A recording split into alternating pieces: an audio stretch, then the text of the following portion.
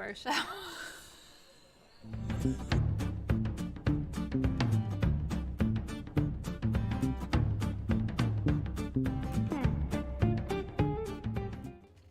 Hello, everybody, and welcome to The Large Glass. My name's Todd. I'm Terry. And this is our show where we have brought you over 106 episodes featuring live artists in their studios, art-related topics, and this is our final episode. Hi, everybody. Hello. I see you all out there in the chat. People are filtering in. Yes, they're Hi. coming. So Ben Hagenbush is here, as per the usual. John Park, Carolyn Thau, how's it going? All right. Ooh. David Backus is here. David, I haven't ignored your request for a meeting this week. We will get to that. Don't worry. Oh. Pumpkin Audrey, Boo Jazz is here. Susan Michael subscribed. That's thank awesome. you. She's been with us for a long time. Oh my goodness, Amanda Toolin. Amanda, Hello. Amanda, did you hear it was the last show and that's why you joined? We haven't it's seen good you in to a see while. you. Marsolis is here. Jamie Foster is here.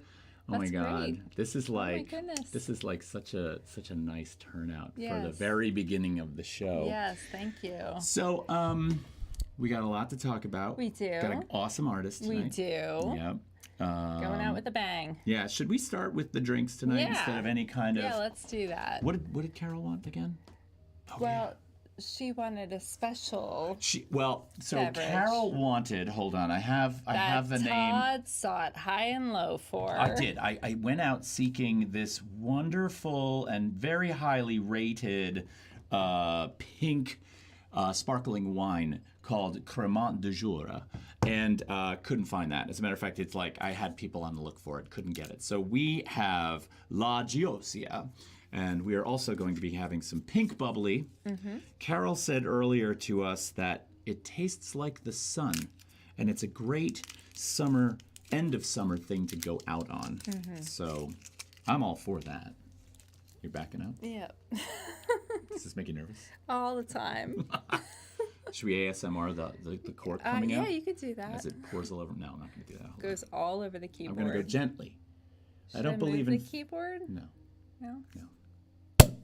Boink. See that? Ooh. Lovely. Little bit of a smoky essence coming out there. Lovely. But, I also should say hello to my mother. I know she's watching, but she's having a little difficulty with the chat room. So, hi, Mom. Thanks for watching every episode but one, Mom. You too, Pumpkin Audrey. And Ben Yes, Hagenbush. Thank you. And David, John, and Jess, and Carolyn, and Jamie, and Michael, And Bill, and Bill, Marsolis. and 63, Oh my God. and Mike Rader, And Glenn LeVere, Sherry, too. Mike Glenn Rader and LeVere, Sherry. too, and the list goes on and on and on. And hang on, One Good King. Tracy Fox and Ben Damiano, Yeah. and I'm calling him by his name, and Yeah, and Greg, Fox, yeah. and who else? My Aunt Regina's tuned in a couple of times. Lynn, Nice. is Shirley, coming. we've got Shirley watching the and show. Shirley's in Joseph, Italy yeah. right now, so Yeah, she's not watching. Lots But and lots of people have joined us week after I week. don't want to forget anybody. I'm We're still probably thinking. I'm going still to. thinking. Yeah. I'm still thinking. Alan and Ellen Wexler, Jim Yeah. Osman, Yeah. they're regular visitors of the show. Susan Michael has been a yeah, regular Michael. Susan, yeah. Susan Mastrangelo. Who else? Goes on and on. Oh my God, the list is enormous. But cheers to all of you. Cheers to all of you. We've loved your support all this time, and we really. And Amanda Toolin. Yes. I didn't say her name. Yeah. Thank you to all of you for sticking with us through this. It's been. Oh, Glenn's here. Glenn, we just thanked you, by the way, for being a longtime viewer and supporter. And it's good to know that you guys have been here through all of this. So we love you all. We do have some news, but let's toast that first. Cheers. Cheers.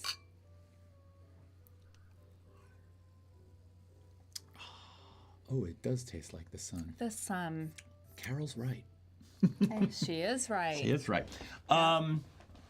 Okay, so first things first. Number one, last week's show with Derek Hafar.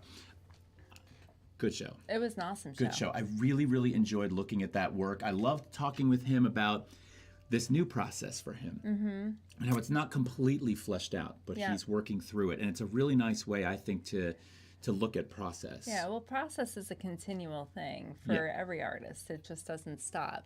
Absolutely. And, you know, we had talked about his cards and his accordion book, and we had found out that they were sort of not the links to those things on the website was not working perfectly well. So I have Derek Hafar's email address, which he wondered if I could share with all of you. And I'm going to do that so that if you'd like to get in touch with Derek Hafar and pick up some of those fantastic pieces of his, email him directly. Tell him we sent you. And he can definitely help you out. And there he is over on YouTube. Hi, Derek. He goes, rock and roll. Thank you. You're welcome. John Park's drinking a margarita. David Backus is having a muscadet. A muscadet. A muscadet. Is there a typo there? Is it a muscadet or is it a... No, it's a muscadet. Yeah. It's a muscadet. I think we're good. I'm like, sorry. I'm a little discombobulated. Yeah. French 75 over here. Oh, wait. Who's got the French 75? That would be Jess. Oh, Boo Jazz is... Okay, Boo Jazz, first of all, I almost made French 75s tonight. I was almost going to do that. French white. I gotcha. Carolyn's having champagne. This is good. Glenn says he ran into Derek yesterday, and he said it was great to see him in real life. Nice. IRL. Well, I'm hoping to see lots more people in real life since things have kind of quieted down. We'll see what the fall brings, but I'm pretty hopeful that... Well, even Carol, our this artist tonight, Carol Peligian, was requesting, look, we got to get into the city. We've got to we're going to be able to get into the city more and see shows, which is something we haven't been able to do, and hang out with all of you. So when we come in, we're just going to do a rotation. It's going to be like, all right, drinks, and we'll go see a show, and we'll talk, and it'll be good. Marcellus is drinking water. Oh, and Susan Michael is raising a glass of Moscato. That's where I was making the between the Muscadet and the Moscato. 3 syllables. You got the M. Yeah. Sorry. Forgive me. So some other things. So our artist tonight actually hails from RISD, which you know is a bias of mine to some degree, and you're probably sick of hearing me talk about it, but I never will stop. And I had my RISD sweatshirt on before we started the show, but 2 things drove me to take it off. 1, I was hot, and 2, I had just watched the new Kid Rock video, and I threw up all over myself, which is, I apologize about that, but this led me to something.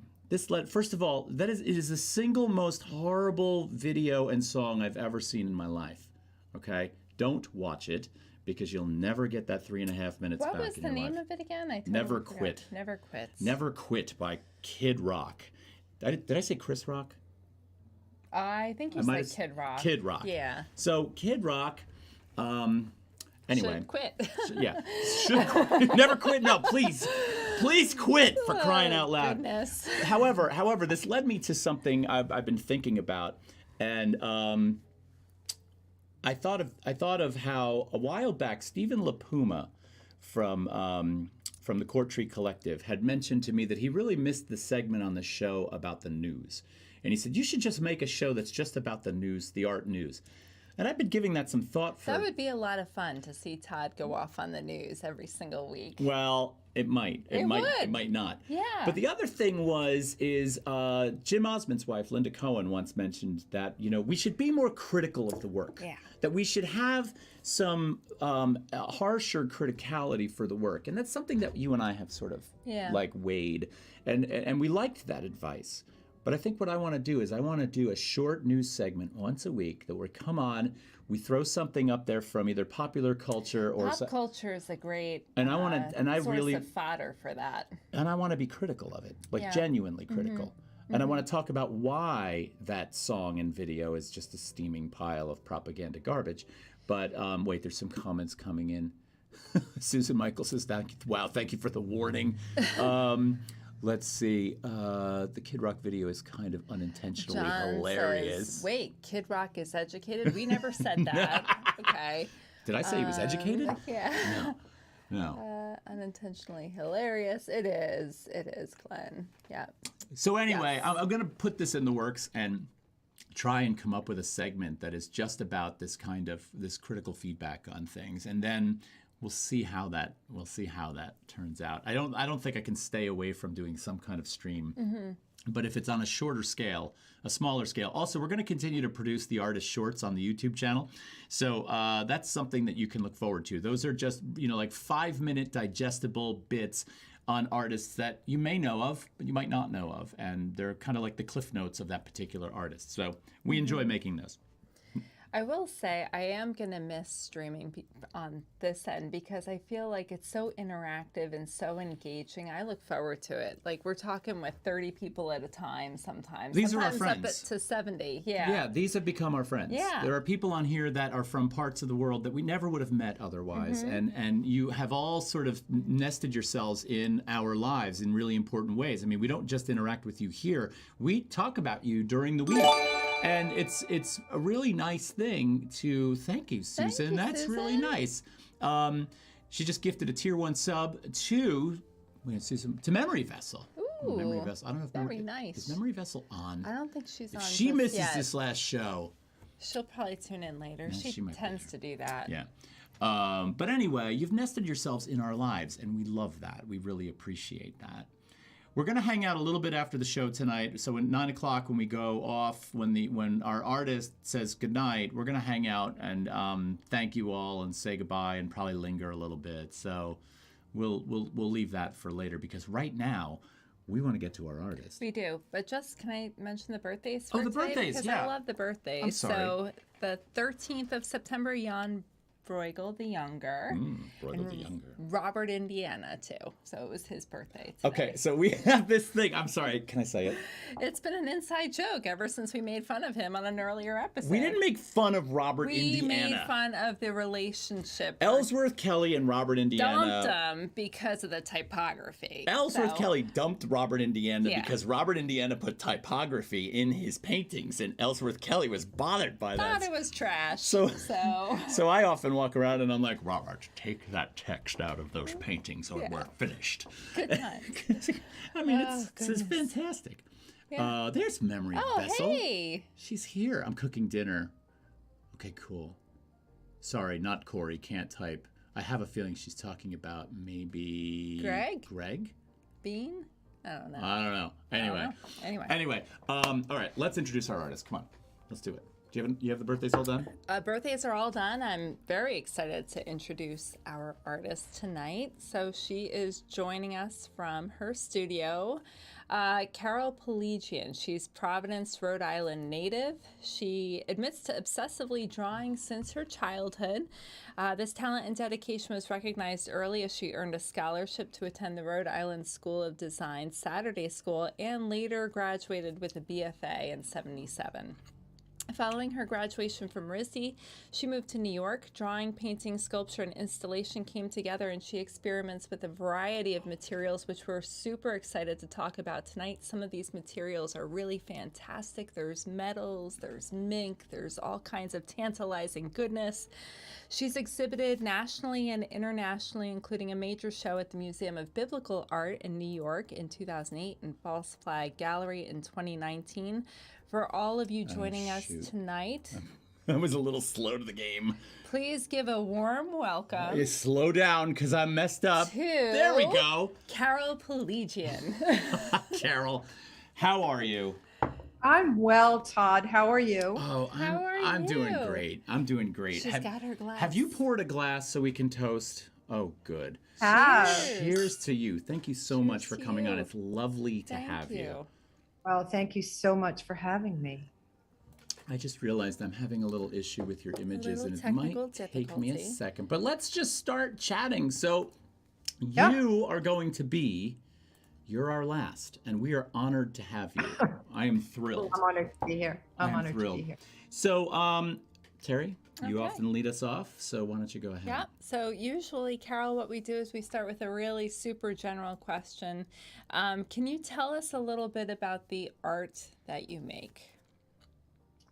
Sure. I always have been fascinated by shimmer, by iridescence, by the sheer aliveness of things, of ourselves, of objects, and of the world around me.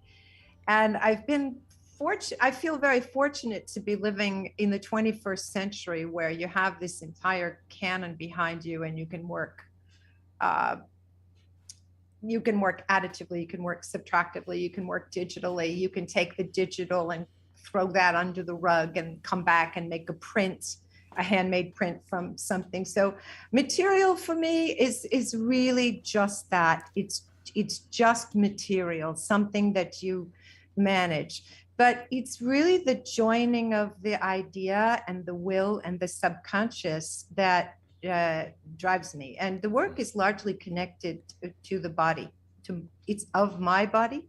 It's of the body, for the body, by the body. And I'm interested in all the bodies, from the macro, the heavenly bodies, right down to the little tiniest, these atomic size things. So scale is huge for me too. I think that is one of the greatest tools that a sculptor can employ, is a scale. Gotcha. So oftentimes when we're talking to our artists, we vary. We go from loose conversations with our artists where we're just kind of like flipping through images and talking generally about process to this idea where we're talking about individual pieces specifically. And I like this piece that we have up on the screen right now because I feel like from your description of shimmer to this notion of the body to, just some of the basic elements of sculpture themselves and thinking about materials, this piece I think strikes as a really good example to start off with.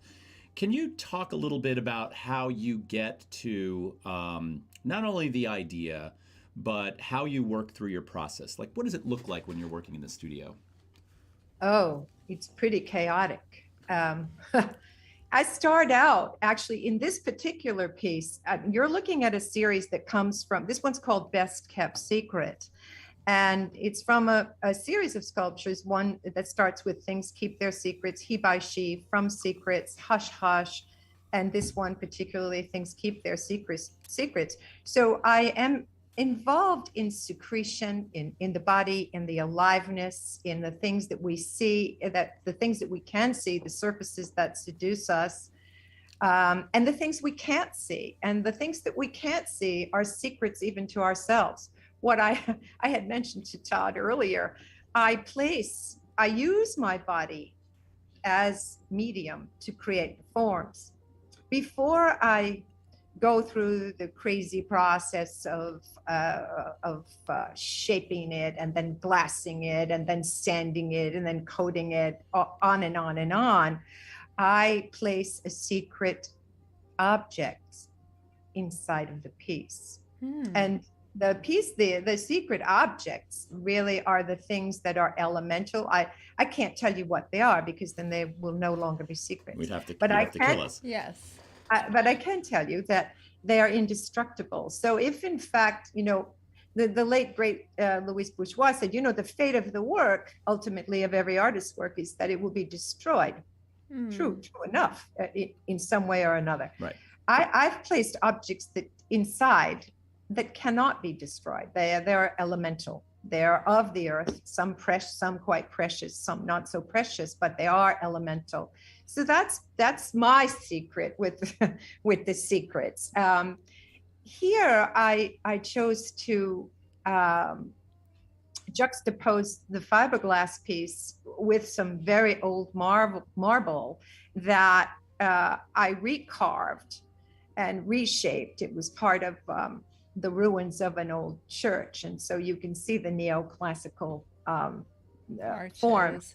Yes. And to me, it was the body spanning the bridge, the body spanning the two different. It's like Heidegger a little bit about place. You wouldn't have place unless you separated. How would you know there's another group of people on this side of the river if you didn't have the bridge? So there's that kind of cultural connection. Right. If I may. And as far as surfaces go, it's always been this idea of shimmer, this idea that an artwork has to have a vibrancy, at least a little bit of a vibrancy, because I feel that pneuma, breath, is really important in a piece. What are we talking about in terms of size here? When someone encounters this, what are they looking at? Oh, the blue section, the body part the body part is a little more than 3 feet across. The bridge is a little more than I'd say that's closer to 4. And the height is maybe 20 inches. Okay. Mhm. Okay. And as we is That's this, that's the side view. this is the side view detail of this, and it kind of this. I love this view. It really captures the shimmer in this, and I can't help but think about how these two surfaces, the marble and this other form, this highly sort of treated. As a matter of fact, let's talk about that. How do you treat that surface on the body part of this? Well, it's a crazy kind of process. There is so much sanding, and so it's obviously it's an additive process rather than a subtractive one, as opposed to some of the other pieces that you might be looking at later. So you have to really be concerned with a level of smoothness. It has to be sanded down to the smoothness of a baby's butt, essentially, before you can even prime it or put another layer of a compounding on it. And I have to get that to a state where when I put my hand over it, I can't feel any grit. I'm just feeling like a silken surface. Then I go and I paint it. Right. Mm-hmm. Gotcha. And I use industrial kinds of paints. I've painted in car shops. I've painted in boat yards. I even took I don't know if you know this or you can remember it, Todd. There was the new school had a boat building. I do remember that program. Yep. And I went in there because I was making some very large things, and I wanted to understand how things were put together structurally. So I went in there, and they were lovely enough to say, okay, if you want to audit this, go right ahead. So there was some glass. It was mostly wood boats, but there was some fiberglassing and some structural things that were incredibly helpful that I picked up there. I would just go on 14th Street and sit in on it. And then I did some work in a boat yard, which was very interesting. And it's funny because the boat building aspect and the structure associated with that sort of defies a certain amount of the way in which you deal with structure, right? Because there's such a formality to the structure in the boat and an exactness. Yours has a much more organic approach to it. Well, sometimes it's a combination of the two things where I may put some struts or some rods, okay, and then I will take some kind of mesh or some kind of soft aluminum, and for example, you're looking here at Hush Hush. I literally have rolled my body in this thing to make the skin, and then made it in 2 parts. Well, made it in 1 part, but had to have it cut. My assistant helped, and I crawled out of it. When we thought when we were documenting it the whole time, so we could see whether or not the form was working. So that's how that was made. Gotcha. But you're right. It's an interesting one. It seems counterintuitive when you say, the structure of a boat, but shockingly useful. Right. No, definitely. And I'm sure there's stuff you could pull out of that process that is Absolutely. Always going to lend itself. I know I'm kind of running the show here, but I got a few things I really want to get out. I'm really excited, okay? Really excited. So I have this conversation with my sculpture students about color and the inherent color present in materials. And we talk a lot about applied color. And I'm not necessarily trying to, maybe some of them are watching, I'm not necessarily trying to imply that the application of color to a sculpture defies its inherent color. But what you do in the way you apply color is you defy the fact that it's applied and celebrate the fact that it's applied at the same time. In other words, these pieces feel like it's a natural sort of inherent color. But at the same time, when we think about how the color was created, there's also a magnification of that process. It's almost like you found a really interesting balance. I might not be making myself clear here. Am I making sense? You're making perfect sense. And I have to tell you that for a long time, to get the color to be the form, which is essentially what we're talking about. That's what we're talking about. The form. Yep. Mm-hmm. Unify that was... I don't know how to say it. I mean, it did not happen overnight.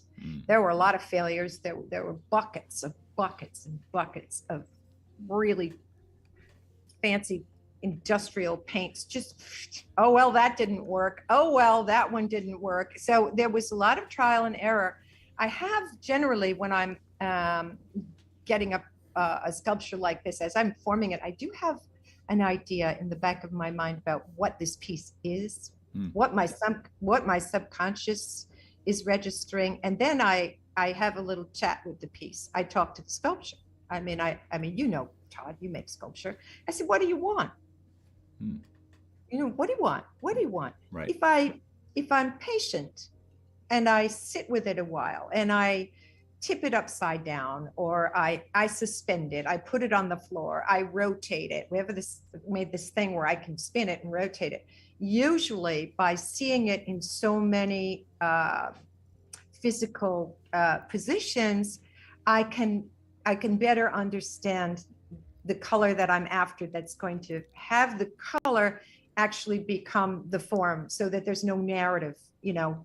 Right. The narrative is for you, not for me. Right. I'm more concerned with, you know, I think when Irwin talks about, you know, it's not a matter of, you know, it doesn't matter if you're making a painting or you're making a sculpture. You're really talking about consciousness, right? And what's the shape of consciousness? That's really what we're all doing. You want to get really down to the nitty gritty. Yeah. And so I let those things, it takes me a while, you know, they don't happen overnight. And this one, for example, took almost 9 months. Once I decided on it, it sat in the studio for, I don't know, 4 years. And then one day, the person who wanted to show it said to me, "You ever going to finish this thing?" I said, "I don't know." "Well, can I have it in time for?" I said, he said, "Can I have it in time?" I said, "I don't know." I love that. Honestly.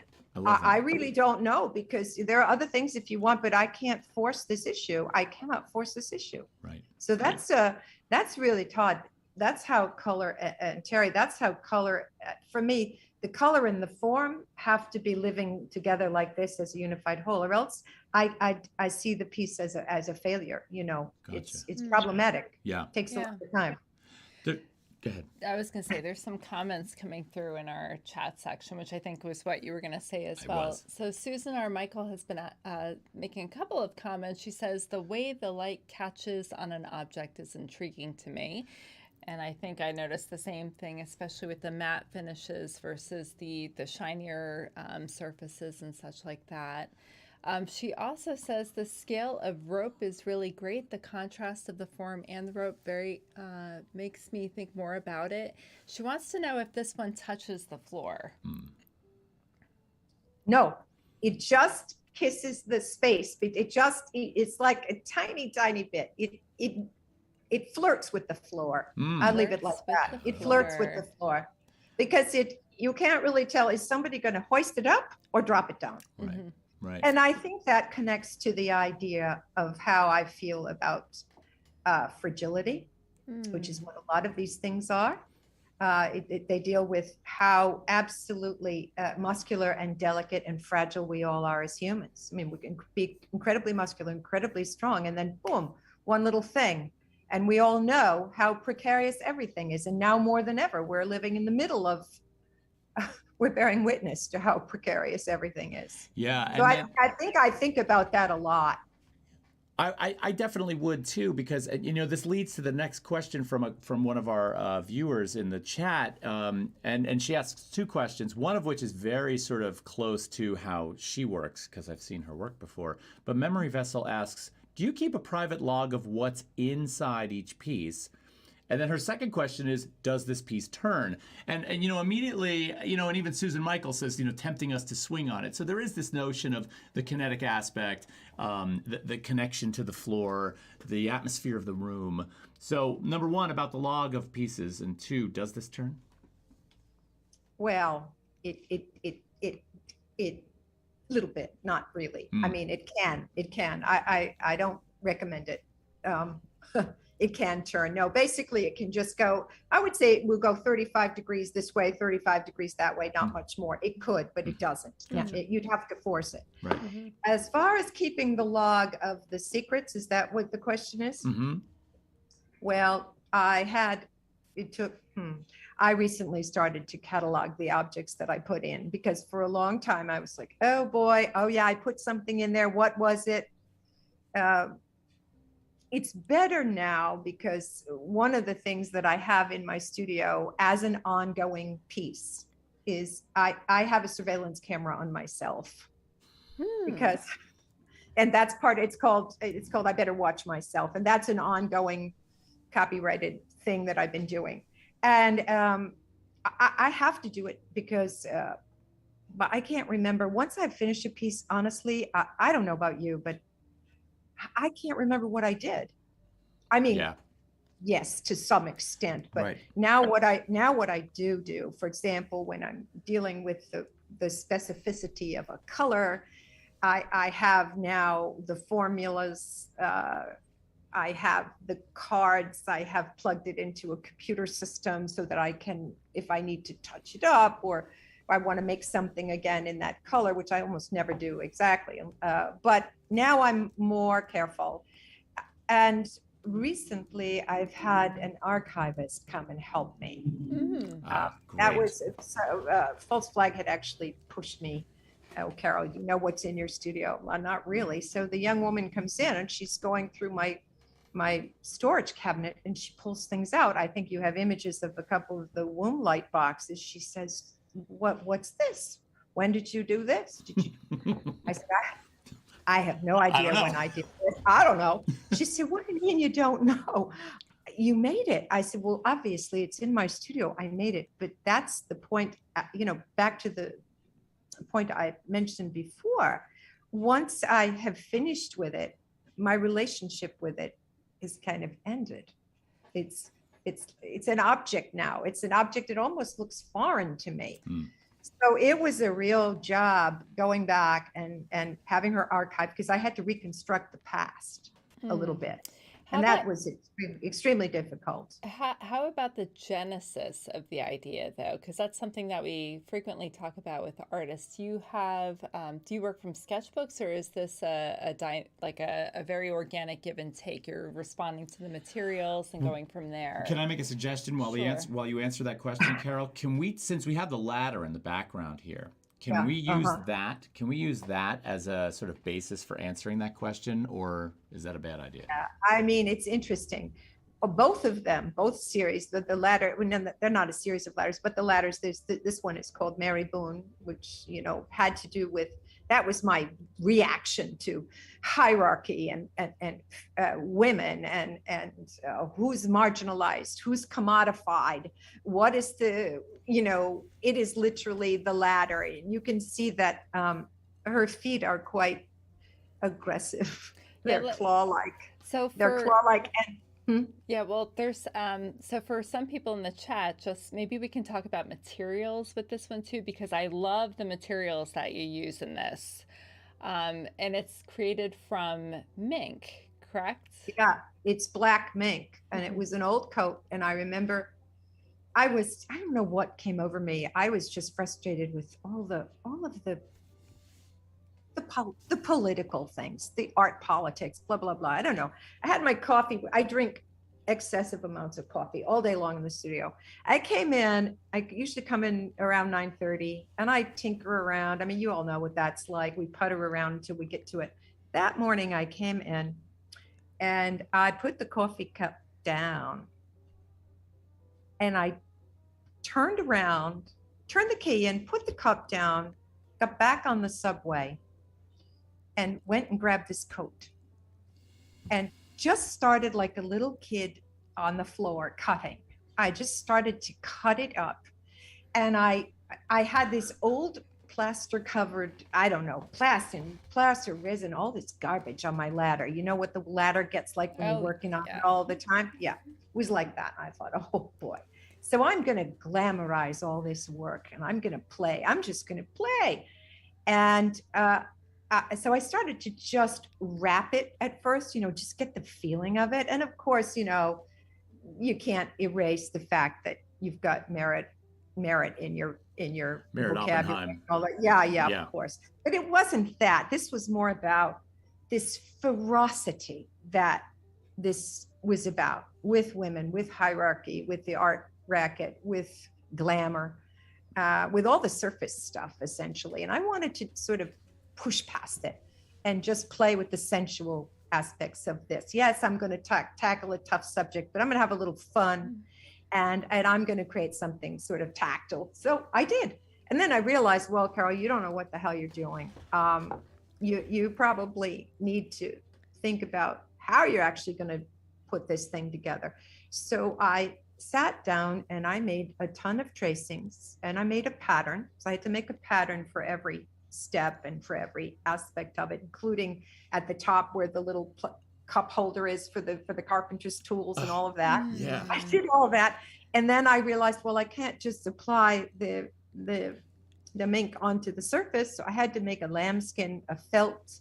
I had to pattern it and cut it in felt, glue the felt, then make a lambskin layer because I needed it to be soft. I wanted you to feel if you put your hands on it or if you stepped up on it. Almost like it's got padding. I wanted you to feel like you were just sinking into the luxury of this bad thing. Huh. Yeah. And so then I found the most ferocious little Mary Boone feet, so those claws are quite aggressive, whereas on the white mink one, on Louise, it's very gentle, it's very soft, it's ascension, it's homage to my mother, it's the reverence I hold for bourgeois as the real deal, as somebody who could really go into the subconscious and deal with the issues at hand. So this one is quite tall. The other one is 6 feet, and this other thing is, I don't know, 12 or 10, I think 10. And the feet on Louise come from my late mother's coffee table. So somehow I had not thrown this the table came to my apartment when I first came to New York. My daughter used it, some other family member used it one day, and I just couldn't throw it out. I dug it up. I took the legs off and I thought, I'm going to cast the legs. So I cast the legs, which are very soft. It's almost like it's a gentle kind of pounce. And I cast them in aluminum, which is a material I quite love.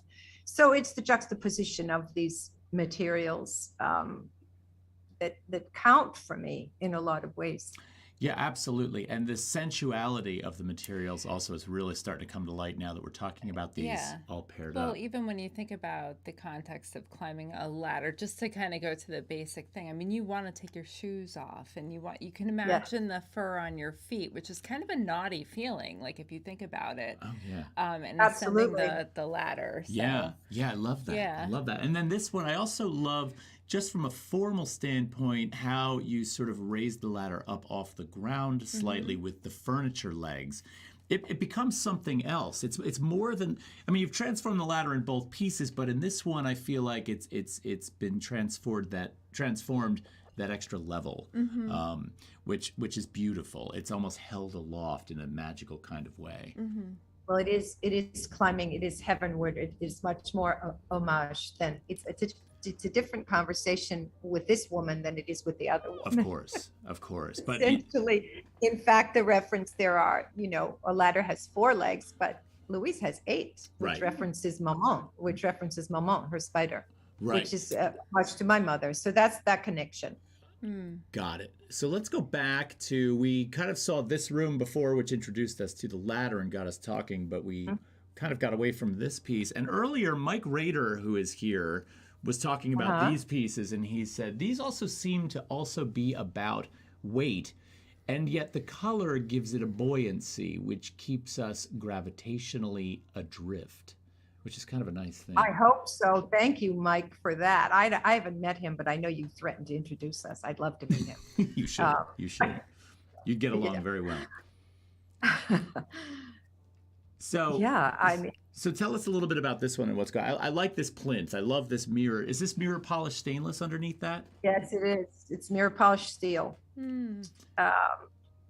I like the idea that there's a kind of infinity when you're above it, and you can't quite, you lose your sense of place when you look at it. I think that's where I was going with it.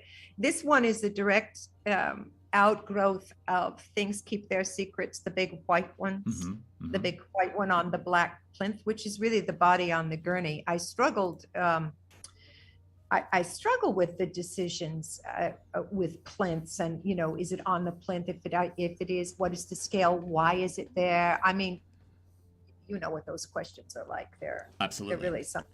Yeah, they're difficult questions, and I wrestle with them until I get this feeling, until I almost feel like it's peaceful. I feel peaceful inside, and then I know, okay, that's right. But I do a lot of maquettes and cutting and and shaping and seeing what the relationship is, and hopefully the plinth and the object are unified as well, in the same way that I want the color to be part of the form. I'm always interested in that kind of magical. I don't know. It has to have cogency for me in that way. Well, a thing that always bothered me in galleries was when sculpture was just sort of arbitrarily placed on a white pedestal that was wheeled out from a closet somewhere that was used with someone else's piece. And it just seemed like, well, let's pick the one that has the best, closest relationship and throw it on there, as if we're supposed to ignore the fact that this geometrical thing holds this sculpture up and is not related. Don't look there. Which is kind of a funny thing. Yeah, it becomes provisional in a way. You have to compartmentalize in that. I think that it takes away from, I think we're supposed to be engaged in prolonged, pleasurable, contemplative looking. And I think that sort of prescribed, predetermined block of white wood in the white cube can be ridiculous. Agreed. One of our viewers, Memory Vessel, I mentioned her earlier, she says, I've always seen large sculptures as more about logistics and planning. I love being reminded it can be more about play and communication with the flow, which these feel like. Well, thank you. That's a really high compliment. They feel like that because they really are coming from my own movements. So there's a dance element connected to it. They really are made in that way, where the movement should be smooth and flowing. And I also think that the subconscious is the smoother way. I always say to myself when I'm in here working, oh, Carol, don't believe what you think. Throw that out. Like, don't believe what you think. Because the reality here, the real truth is the thing you're making, and the object is that's the reality. Right. Not this construct that I might have. I mean, have a general idea of where I'm going. Right. But the second I let the construct get in the way, I lose the game. I can't make the piece. Well, because you sort of kill the potential for the thing to become its own thing, right? You force it out of your brain onto whatever it's going to be. Also, the words of "don't believe what you think." I love that, just in terms of words to live by. Yeah, I always say that. I think beauty rules, and don't ever believe what you think, and when in doubt, deduct. Like, strip it down, get it down, take it away, remove it, get it to breathe. And that's the whole thing. I feel like I can kind of sense if I've killed it. We've all killed pieces, we've killed them. You take the breath right out. You can kill a painting, you can kill a sculpture, you can kill it. Yeah. And I think, and I think this is important stuff when you're making something. Well, I have some thoughts about your material usage, because I'm first of all, I'm fascinated when I see your works when sculptors look at the work of other sculptors. I think we often find ourselves trying to take apart how you did it, or we look at how something was done. And so sure. I want to jump into some of the fascination that you have with material, and how we've mentioned together the word alchemy, and I'm curious about, like, tell us a little bit about where these pieces come from and what they exist as in a larger form.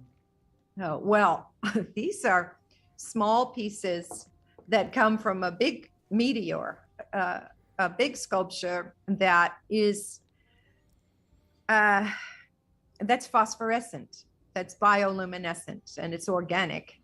And so what happened, how this is an interesting kind of development. I was installing a large public piece down in Florida. Sorry about that. And not that. No, definitely not that. Google.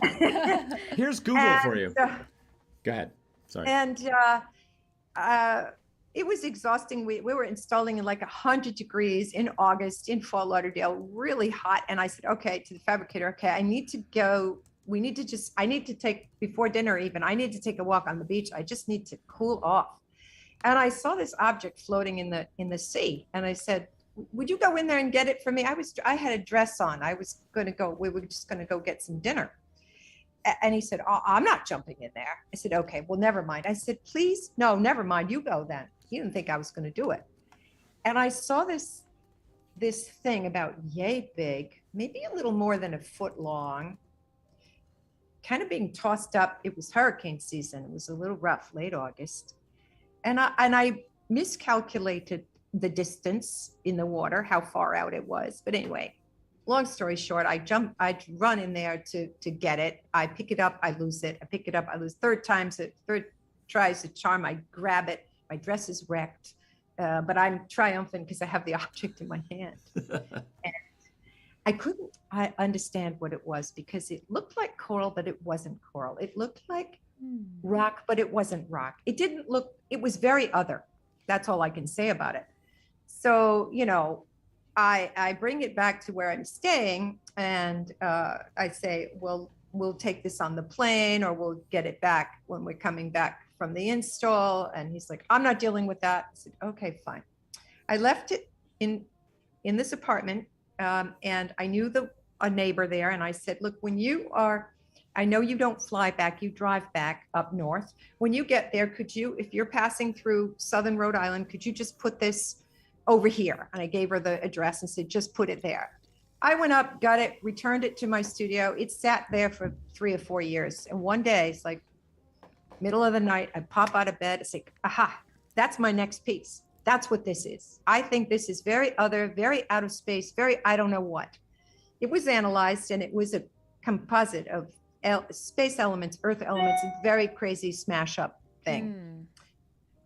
So I came into the studio and I made a mold and I start to mix and I start playing with these materials and I can feel the heat build up when I touch that. Todd, you get it, right? I know. I feel, oh yeah. So I'm like, okay, this is a little scary. So I thought, well, I'll take it out of the studio. I don't want to blow the studio up. I'll take it out on the loading dock.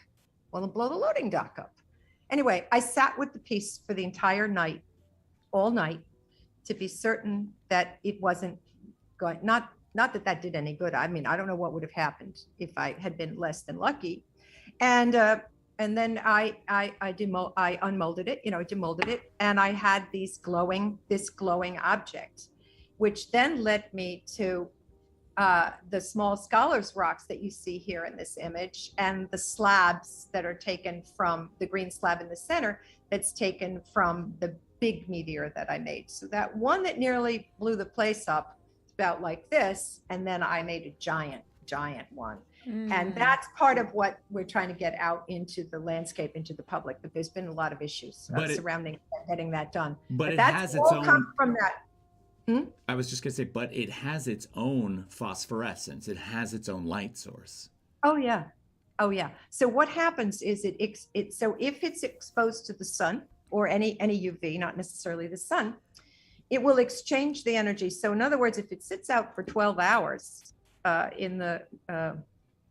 if it's out in daylight, it will glow for 12 hours in the night. As soon as it gets dark, it will give you the same amount of light that it absorbed, essentially. That's fantastic. Oh, it's fantastic. So, there's a whole series of them. There are scholars rocks. There are several of the smaller meteors, and then there's a big one, big maquette for a very large outdoor one. I have to say, and that all came out of this. We did this. We were 22 months building this piece. I'm exhausted. We've installed in 100 degrees. I got to go get a walk on the beach. The water has always been very important to me. The sea, also the idea of flow, the sea is very important to me. But it also came out of an inherent need to sort of experiment with your materials. Absolutely. And, I had a mentor years ago who we once had a chat about the difference between painting and sculpture. And he had some very wise words in this regard that really speak to sculpture in a fantastic way. And it was this, he said, in painting, you have two things. You have paint and you have surface. And after that, it's all up here. You're sort of composing, you're working, graphically, essentially, right? In sculpture, there's a physicality involved with understanding the materials that you're about to engage with. And so it's another level of a kind of knowing or experimentation. And I feel like in your work, that really stands out to me because your material endeavor is front and center along with the work that we're experiencing. Mm-hmm. It's almost like you've made us aware of the fact that the material exploration is enormously important here. Yeah, I think it is enormously important for me. But I, like I said to you in the beginning, I think that's all it is, I think when we start out and we have an idea, we'll do anything, we'll try anything. Todd, you and I have talked about we're the only people in the world, artists, we set up problems for ourselves, whether or not anybody else cares. We set up these problems and then we try to solve them. Right. And that's essentially what sculpture is. It's a problem to be solved. And I think we're willing to try just about anything. If you've got this burning urge to get this out, you'll try. So, is it gold? I don't know. Is it phosphorescence? Is it resin? Is it aluminum? Is it bronze? Whatever it is, I think we're willing to do. Well, we're willing to try. Absolutely. Yeah. And I love that you can go from a phosphorescent meteor that came from an inspiration of something you pulled out of the ocean to a 24 karat gold pelvis.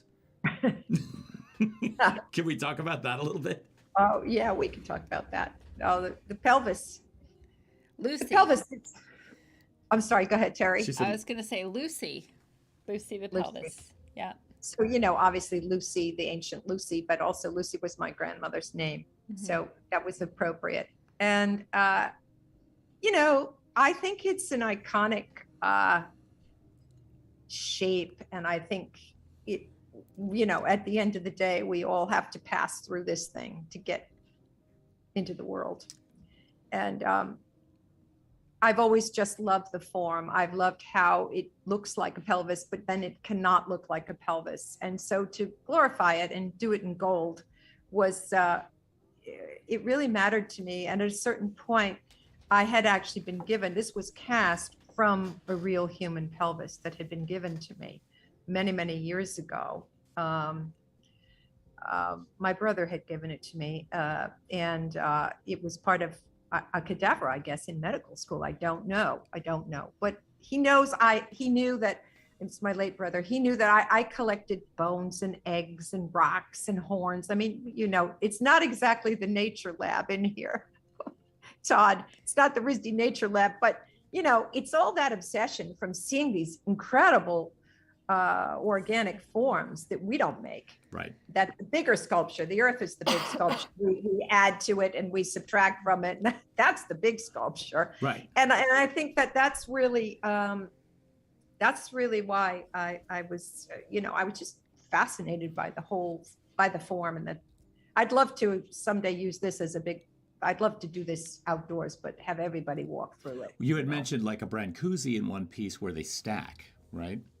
Oh yeah. Yeah, I think you might have that piece. It's called 6 pounds, 4.5 ounces. It's is that this one? Yeah, that's 9 pelvi. That's cast in bronze.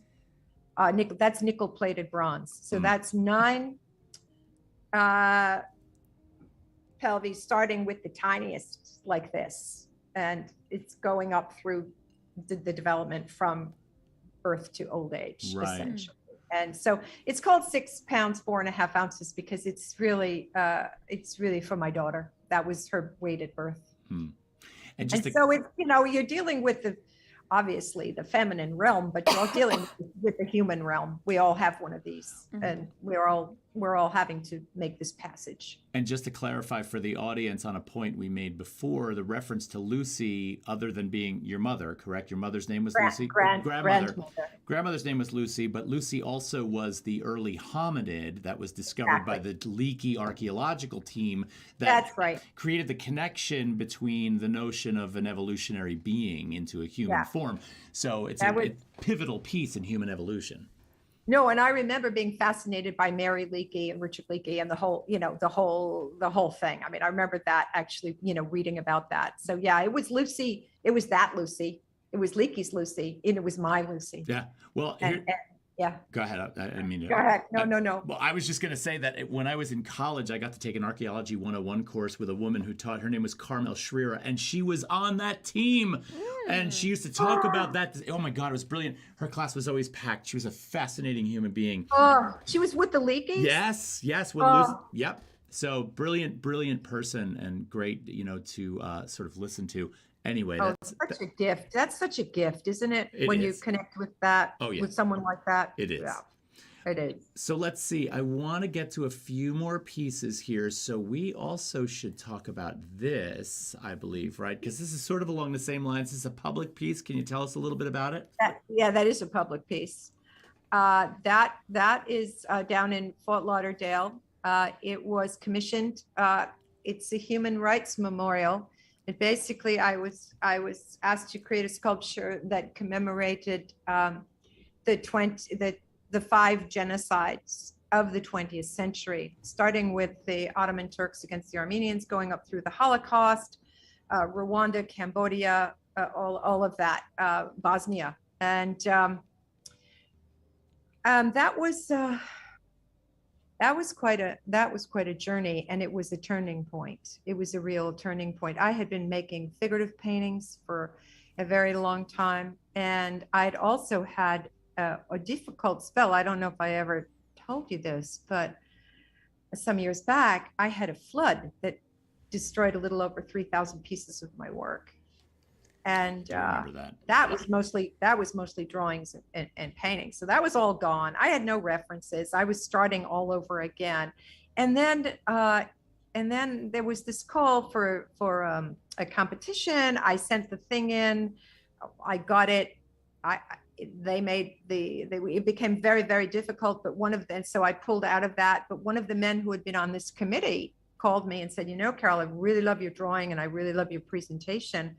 Forget this organization. I have a foundation. Would you be willing to fly down and have a look at the site? I'd really love to talk to you. Mm-hmm. And at first I was like, well, gee, I don't know. This was difficult with these cats before. They wanted to control the work scope agreement, all this crazy stuff. You know how that goes. Right. And, but he said, no, you just deal with me. And I'm a really big fan. So I flew down, and the rest of it is history. This is, hand-rolled aluminum. So it's aerospace grade, hand-rolled polished aluminum. Mm-hmm. And fabricator, and we had given the commissioner, he said, well, how long is this going to take? We estimated 7 to 9 months. It took 22. Oh my God. Because fabricator kept saying to me, I don't know. I was like, look, that's looking up through the piece, looking up to the sky through the piece. You can fit a lot of people in there. He's kind of scratching his head. Very smart guy. One day he comes to me with a notebook, like a black and white composition book. And he points to a drawing in the book and he goes, this is what I'm going to do. I'm going to build you a machine. So he built a machine. And we rolled 20-foot, 18-foot, 20-foot lengths of this aerospace grade aluminum so that I could get all the sensual curves that I wanted on this piece. Mm-hmm. I had contemplated, I talked to several people. One foundry said, well, I think we need to cast it. Another one said, let's cast it. This man said, no, I think we should fabricate it because I know what you're after. And he could help me get the poetry out of it. I know what you're after. And he was quite right. So it's basically, thin skins of aluminum with a beautiful structural support inside. And it's all but, so it's been a lot of the rolls got rejected. We'd run a piece through the machine and be like, nope, that's not right. That's not right. That's just not the right until we got it right. So that was 22 months. Wow. And it's called susurrus, which comes from the French word chuchoter, which is to whisper. It's like the whispering souls. So that's what this piece is about.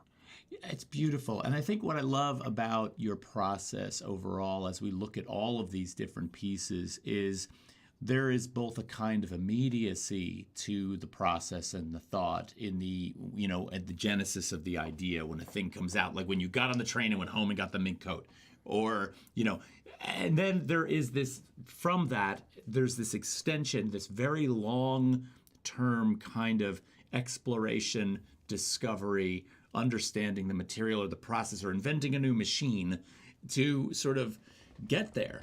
And all of the different things and turns it takes as you kind of travel down that road and produce that final piece. It's really fascinating.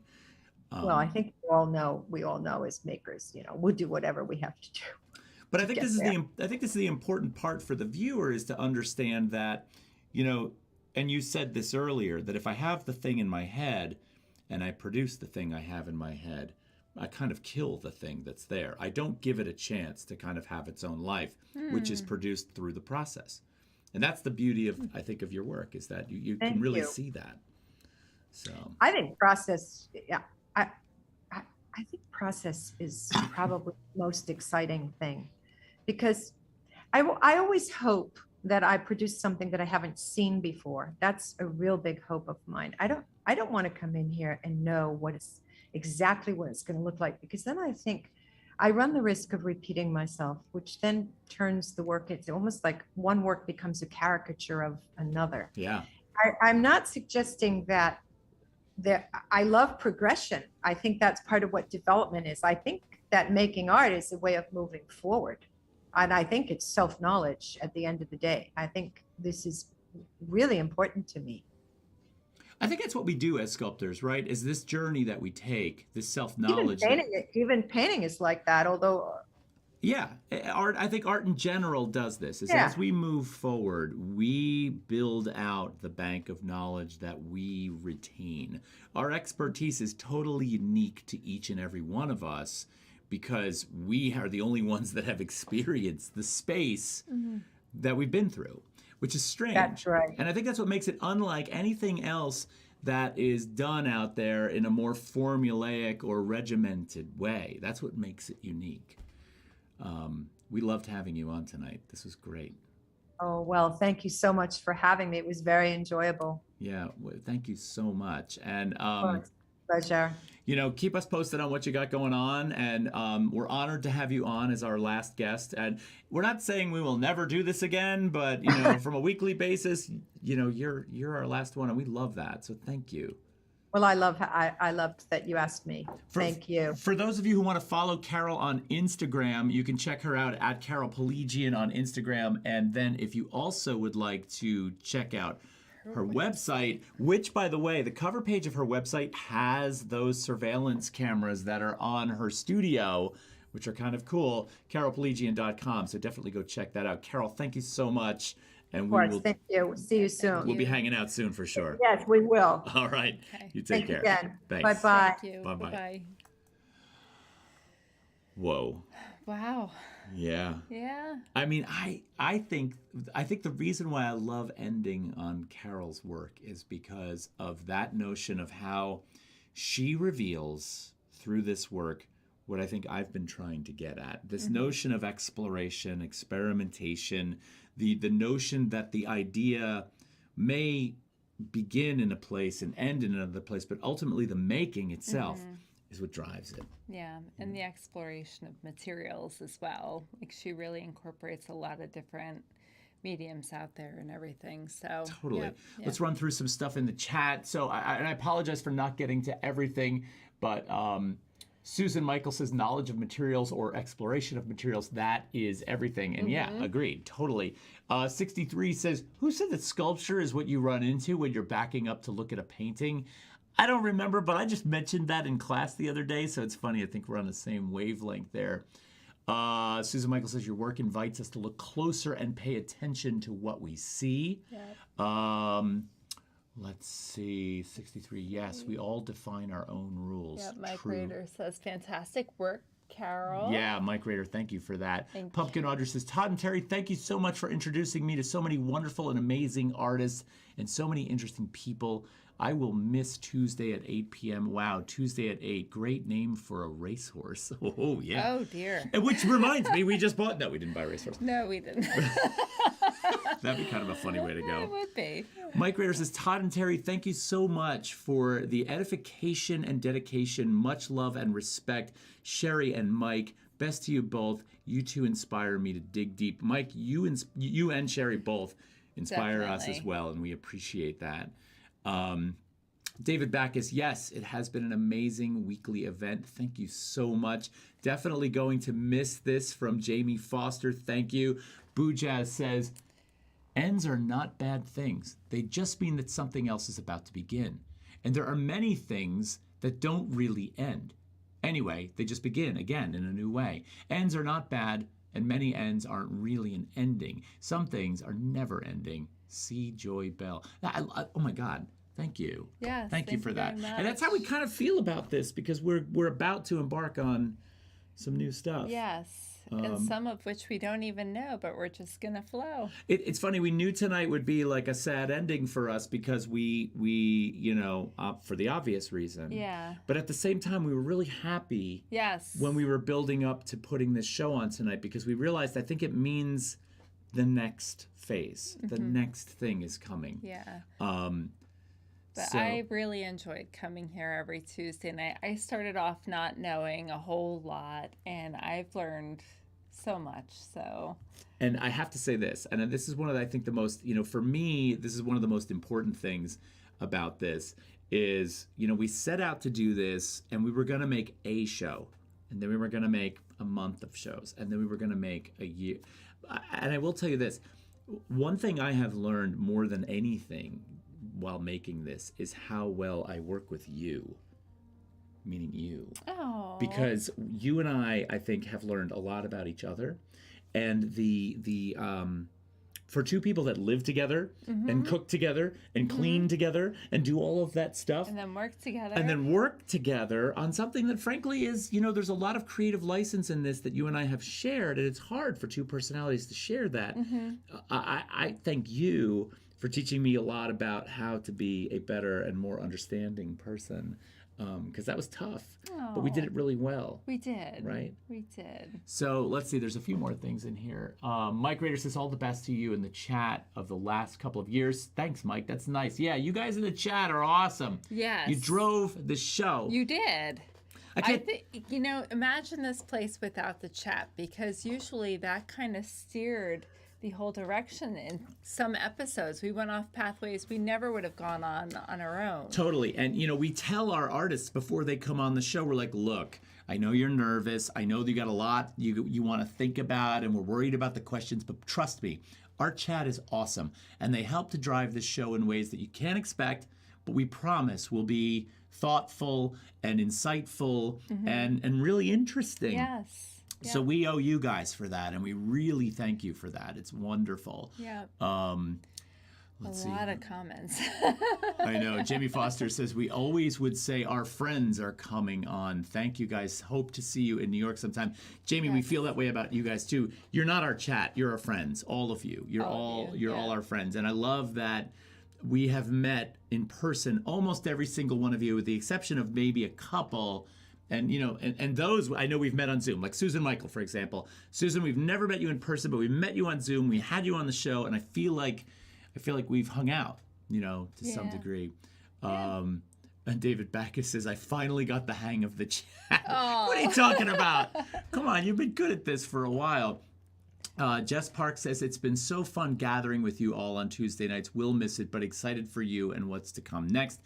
And you and John are high on our list for let's get together and have some drinks when we come into town. Yeah. And of course, when you come back here. Ben Hagenbush says, you guys should pitch this show to the Create channel. Well, Ben, I think so. I think that's a good idea, but if it involves making any more, I can't tell you guys how much work goes into this every week. It's a lot. It is a lot. I mean- but very worthwhile. And to all the artists that have joined us on the show, some are in the chat and some have participated. Thank you from the bottom of our hearts. They just came on and shared that hour or more with us and with you, and we're really fortunate. Yeah, like a generosity I cannot explain. It's like we text people or we direct message people. It's like, hey, we have this little show. Would you come on for an hour and talk to us? And I know that they go on Instagram or they go on YouTube and they look and they're like, God, these guys have 200 followers, but I'm gonna go give them, and I'm gonna go give them that hour anyway. Yeah, you know, so it's been great. And I'm talking about everybody. I'm talking about everybody, not just the people that we feel like we're. I think we could take these off too, right? We can take these off, yeah. Not just the people that were like, there's a whole variety of people that have come on, and we love and appreciate every single one of you equally, I think is what I'm trying to get at. Yeah, for sure. So, anyway. Yeah. Do you have enough for a toast? We almost killed the bottle of Prosecco. Almost. I might just... yeah, we need a little bit more in there. Need a little bit more in there. So again, the YouTube channel lives on. I will probably pop on Twitch from time to time, maybe to rant about some stupid Kid Rock video or something like that. I don't know. Be critical of the latest Jeff Koons piece. Yeah, and we'll keep the other stuff up, all of our Facebook and Instagram for a little while. But please reach out, stay in touch. If you are out in Hunterdon County, New Jersey, direct message us on Instagram. There is so much going on too. So if anybody wants to plein air paint with us this weekend, there's ghost tours coming up. There's so much. Cool things going on. Cool things. We're gonna get out there and make some work. So we're excited. Keep track of us, because on Instagram we're gonna be posting some stuff. That's right. Anyway, we love every single one of you. Thank you for sticking with us through all of this. I don't have a list of every single person to thank, but you know who you are. You've been here. One good king shows up. Thank you for everything. I was hoping you were here, Ben. Thank you for that. To all of you, we appreciate this time together. Yes. And cheers to all of you. Stay well. Make good stuff. Yes. All right. We'll talk to you all soon. Take care.